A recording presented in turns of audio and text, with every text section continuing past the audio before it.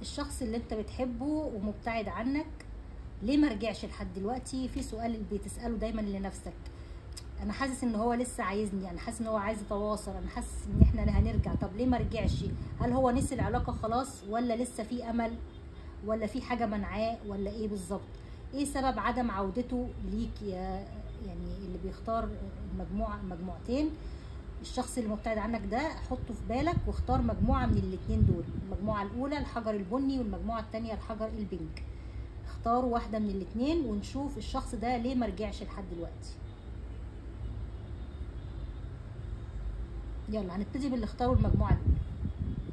الشخص ده ليه مرجعش لحد دلوقتي؟ الكروت مقلوبة ليه؟ يلا هي طلعت مقلوبة بس أنا مش عايزاها مقلوبة.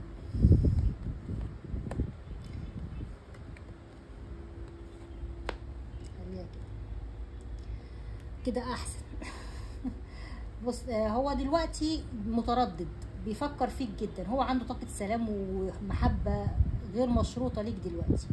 يعني هو دلوقتي في الفترة دي بيراجع نفسه، عايز صلح، عايز سلام، وانت كمان نفس الشيء، انت بتعتبره توأم روحك، انت كمان عايز الصلح ده يحصل وبسرعة.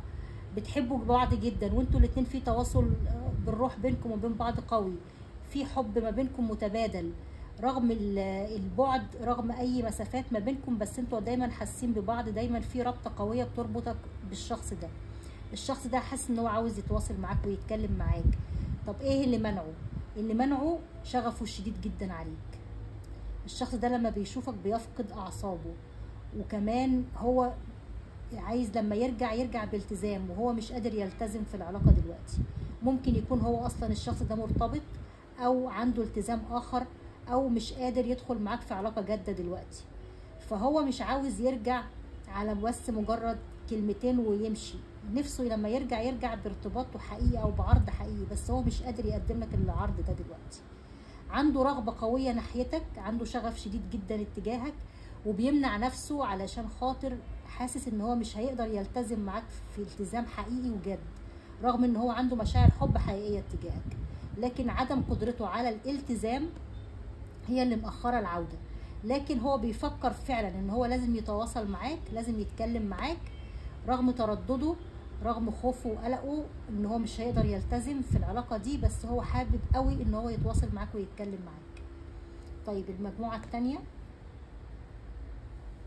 الحجر ده، ايه سبب عدم عودة الشخص ده؟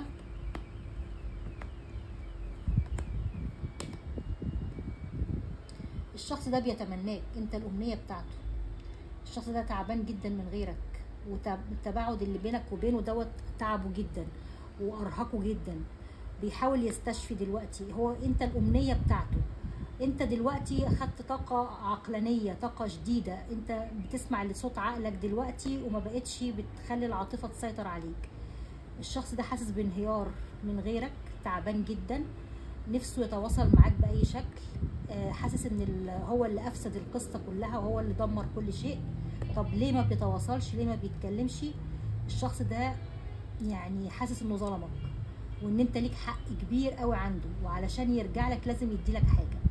في حاجة هنا هو اخدها منك، يا اما اخد منك وعود وكذب عليك فيها، او اخد فلوس، اخد وقت، اخد مشاعر، كذب عليك في شيء، ضحك عليك في حاجة، ظلمك في حاجة.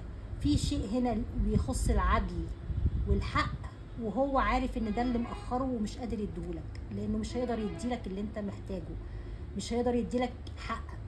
انت ليك حق عنده، وهو ده اللي مأخره، انه مش قادر يديلك الحق ده. الحق ده حتى لو مادي او معنوي فهو مش قادر يديهولك دلوقتي.